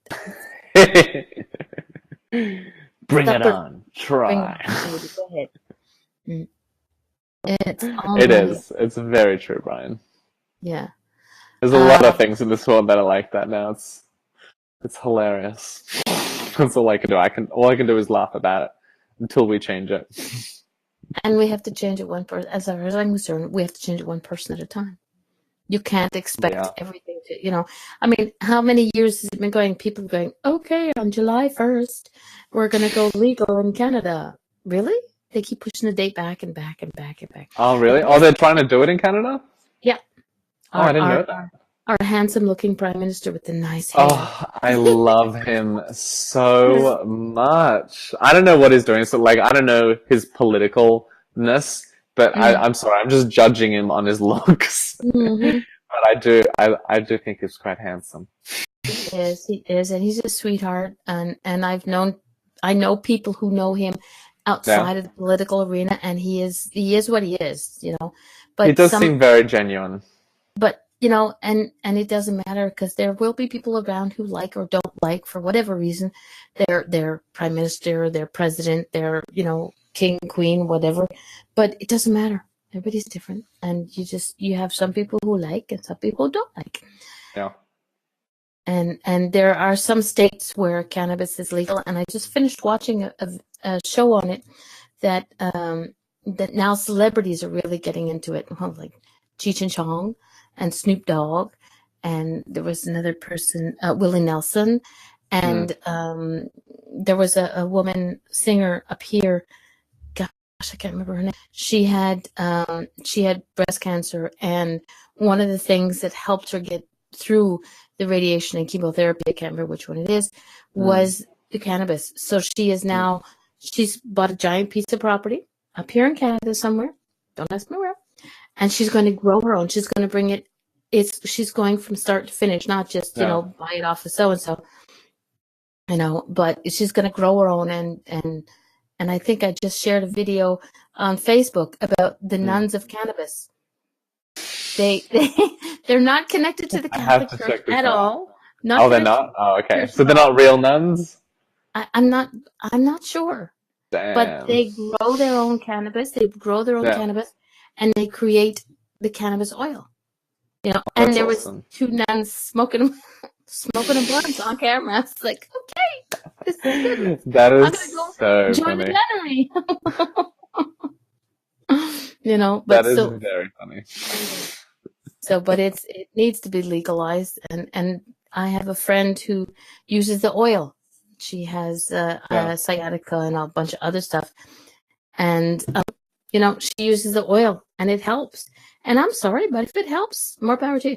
I don't believe in the heavier drugs, and I don't believe this is a gateway drug to everything else, because the people who use it, I'm sorry, but if pot could make me lose weight, I'd smoke it. But all it does is make me sleepy and give me the munchies.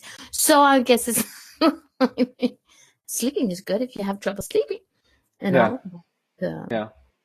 No, but I know what you mean. It's something that I know it's just going to change. Like I'm not worried about it. Like I think it's going to change pretty easily. Like we're just getting to a world now where like a lot of the systems are just slowly falling apart, and if you look closely, you can see it. Like there's just things that just aren't working anymore, and the more crazy it seems, the like closer it is, I think, to falling apart. It's Yeah. just like it's almost the end, not the end of the world, but just things are just changing, and I'm glad. And like it's always been changing. Like sometimes I gotta remind myself, like, hey, like this change has been going on for thousands of years, like really a lot longer than that even. Like we used to all be little fish, being fish in the ocean, and then we, moved to land and all that kind of thing. Like that's really part of our evolution as well. Yes. Yeah, I'm excited for the future because I think like America's got a lot of places that are I legalized believe and that when I was watching the show on the, it's got 6 or 8 states where it's legalized. Yeah. I And lived in 2 of them. California and Oregon, both. Well, Oregon's legalized. California, I think, was just medicinal. Okay, but you know Yes, what? and Nicole's right. They tax it a lot, and there's a lot of money that will come from it. Which Well, if I'm for, here's my thing is I'm for the government getting their little grubby paws on it and putting the tax on it if they use the tax money for the proper purposes. Because here, I know in the States, or I'm not sure which state it was, when they have lottery winners, they take a giant chunk of it as taxes. But I'm sorry, that taxes go to pay their salary, or does it go into the hospitals and the roads and the teachers and the paramedics and the people who need, to get stuff fixed, that's my thing. I don't mind paying taxes if it's going to the right place. Yeah, exactly. Not lining somebody's pocket, not giving somebody's parachute a nice bank account, Yeah. but like how many places everybody lives that has potholes?